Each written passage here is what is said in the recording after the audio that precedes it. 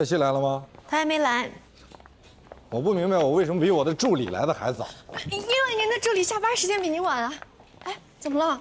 在我还是助理的时候，我从早到晚一直在工作，就像长在办公室，长在律所。我也一直在工作，我从昨天到现在我就睡了3个小时。你是嫌我给你的工作太多了吗？不是，我是觉得需要帮助的人太多了。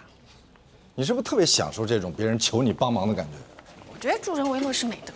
黛西小姐，你是我的助理，我给你发薪水，你应该协助我的工作，而不是一味的帮助别人，好吗？如果你真的很享受这种感觉，你应该去做菩萨，而我们这庙太小了，装不下你。你怎么就不问问我到底为什么迟到？你去拯救地球了吗？什么拯救地球？你到底是要继续跟我争执，还是工作？工作。快递公司丢失了客户一件裘皮大衣，法院最终只判赔45元。你看一下，上诉期限只有3天了。3天，这时间也太紧了吧？就3天。你为什么找我们？可是你为什么总是那么多理由和借口？去不去？去。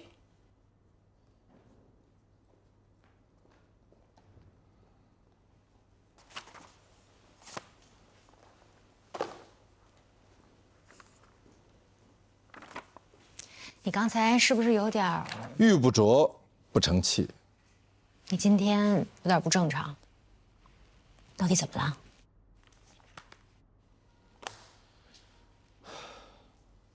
如果你非常坚定地认定，比如说一男一女，他们俩在一起不合适，你会怎么做？那要看我跟他们的关系了。如果我跟他们的关系很远，那我什么都不会说。毕竟我跟他们关系很远，我肯定不太了解他们。那如果很近呢？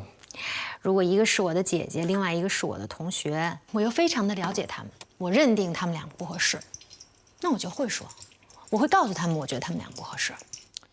可如果说了，他们还是要继续，那你准备下一步有什么行动？罗琦是你的姐姐，她是一个成年人，就算她找了一个人，这个人你不认可，或者说基于你的理解，这个人是一个非常非常非常不可靠的人，你还是要尊重你姐姐的选择，哪怕她就是选择了一个不靠谱的人。为什么？既然你已经判定了他们的未来，那就像你预判到了一个官司根本就不可能赢是必输一样，为什么还要这么做呢？感情和官司不一样，感情是一场经历，是没有输赢的。爱过、痛过、分手，比起压根儿就没有爱过，或者没有勇气爱过，你觉得哪个叫输，哪个叫赢？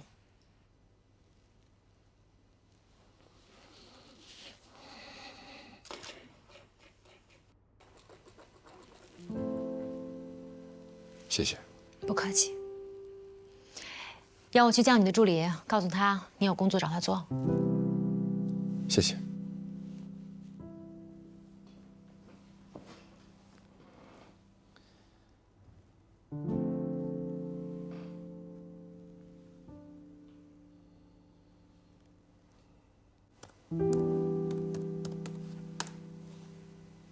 金子涵快递的裘皮大衣价值44600块，他当时还提供了购买时候的发票。法院一审判决快递公司赔偿45块，依据是邮递费是15元，而且邮递的时候未保价，所以按照所收取资费的3倍赔偿，也就是45元。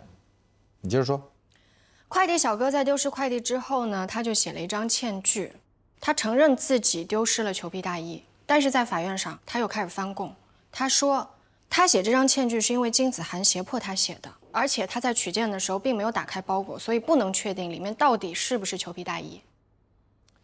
这个案子的重点不在快递小哥，他是职务行为，不管他有没有写欠据，法院都不会判他赔偿客户裘皮大衣，即便就是他丢的也不会，一审就是这么判的。所以你要找到他，了解情况，请他配合。我觉得很难，他肯定怕承认了，到时候人家让他赔。但是现在问题的重点是，他是唯一一个可以证明是裘皮大衣的人，因为是他去取的件。那客户是通过什么方式下的单呢？微信。金子涵下单的时候确实说了是裘皮大衣，当时快递小哥还建议他保价，然而他并没有。那就好。那你就让客户陪你去一趟快递公司，如果能和解最好，如果不能和解，就把证据想办法固定下来。不用客户陪我去，我自己去就可以了。不，一定要让客户陪你去，为什么？因为如果官司万一输了的话，客户会认为你跟快递公司串通。不会，我替他打官司呢，他还怀疑我。客户有的时候并不总是相信代理人，所以相信我，就按我说的做。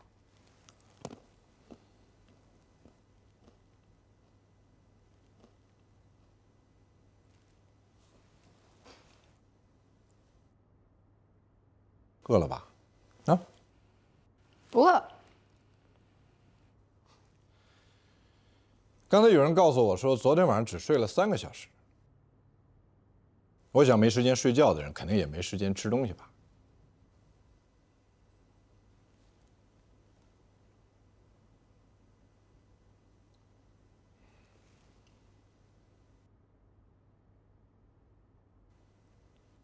中午想吃什么？您请客吗？当然，那我想吃什么就吃什么喽。当然。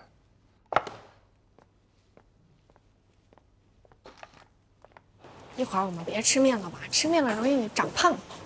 你这么瘦还怕胖吗？我当然怕胖啊，哪个女孩子不希望自己瘦一点？罗律，吃了吗？一起吧。啊，我不了，你们吃，我还有事。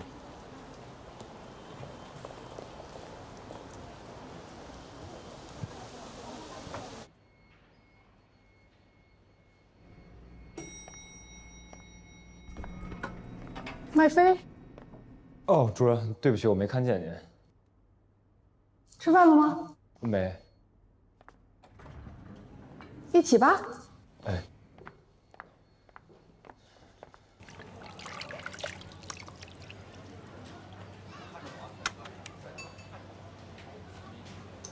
我先过去做啦。好的。帮我来一碗面。到时候要点这个。这些东西吃起来不是更胖？要怎么样？我喜欢，2份儿。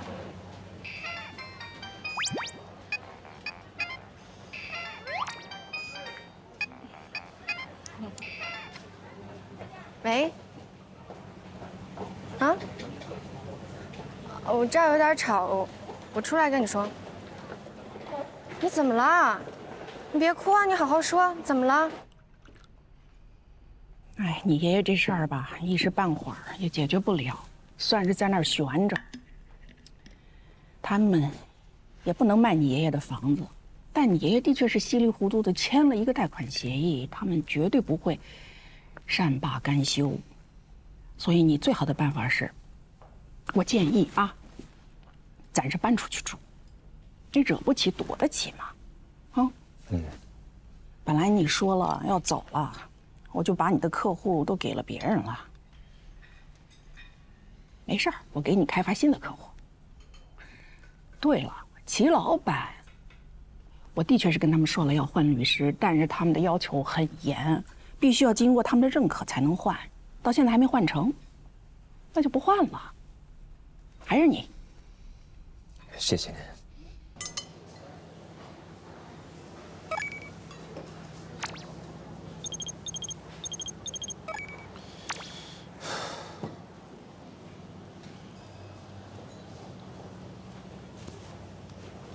对，您说这一点就没错。